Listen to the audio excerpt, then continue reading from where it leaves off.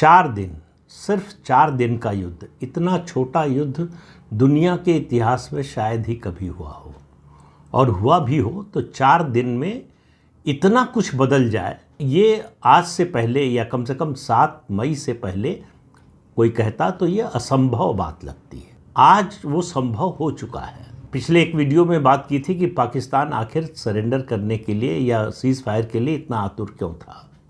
सवाल ये भी है कि भारत ने क्यों सीज़ फायर के लिए हामी भरी, ये भी सवाल हम सब के मन में है।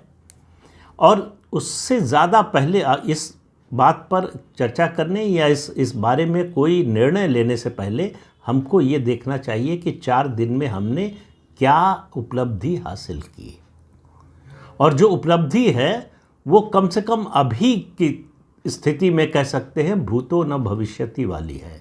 इससे पहले न कभी उपलब्धि हासिल की थी, भविष्य में कभी कर पाएंगे इसके बारे में तो उम्मीद जता सकते हैं, लेकिन अभी कम से कम लगता है इतनी बड़ी उपलब्धि है। इसके बाद जो है अब दूसरी उपलब्धि तो यही हो सकती है कि हम पाकिस्तान को पूरी तरह से समाप्त कर दें, लेकिन उसकी बात नहीं करेंगे अभी इन 4 दिनों की बात करेंगे कि ये सब हुआ कैसे। मेरा मतलब है सीज़ फायर की स्थिति तक आए कैसे।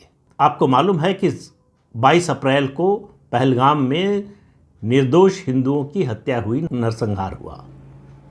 भारत ने उसी समय कहा था कि इसका जवाब देंगे, और प्रधानमंत्री ने कहा था कि ऐसी सज़ा देंगे कि जिसकी उन्होंने कल्पना नहीं की होगी।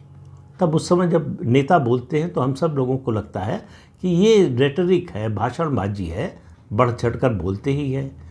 इससे पहले भी तो इतने हमले हुए, आतंकवादी हमले हुए, संसद पर हमला हो गया, मुंबई पर हमला हुआ, तमाम तरह के हमले हुए, हर शहर में, भारत के लगभग हर बड़े शहर में हमले हुए। हमने क्या किया तो ये माना गया, लेकिन प्रधानमंत्री नरेंद्र मोदी का ट्रैक रिकॉर्ड, पिछले 11 साल में उरी का बदला उन्होंने लिया सर्जिकल स्ट्राइक से, उसके बाद पुलवामा का बदला लिया बालाकोट एयर स्ट्राइक से। तो उनका एक ट्रैक रिकॉर्ड था, इसलिए जब उन्होंने ये बात कही तो लोगों ने इस पर विश्वास किया, और जो विश्वास किया लोगों ने, उस विश्वास पर प्रधानमंत्री नरेंद्र मोदी खरे उतरे। एक छोटा सा इरिटेंट है, उसकी भी बात करूंगा, क्यों हम सबके मन में एक थोड़ा निराशा का भाव आया, उसकी भी बात करूंगा। लेकिन इन 4 दिनों में पहला आपको मालूम है अटैक किया भारत ने, जो जितने आतंकवादी ठिकाने थे, 9 ठिकाने, सबको नष्ट कर दिया, कुछ नहीं छोड़ा। जो भी था वो मारा गया, चाहे वहाँ आतंकवादी था या फिर पाकिस्तान की सेना का व्यक्ति था या कोई और था,